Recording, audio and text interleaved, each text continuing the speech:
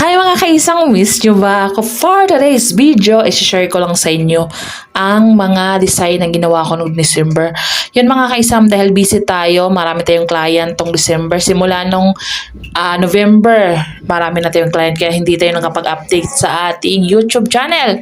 Ngayon mga kaisang, isi-share ko lang sa inyo ang aking mga design. Karamihan kasi nagpagawa sa akin mga soft gel extension talaga. Kasi nga may mga party. Tapos yung mga kulay naman, karamihan red, silver. Tapos yan, may transition tayo. Yan si nanay, 80 years old. Napagawa sa akin ng ganyang design.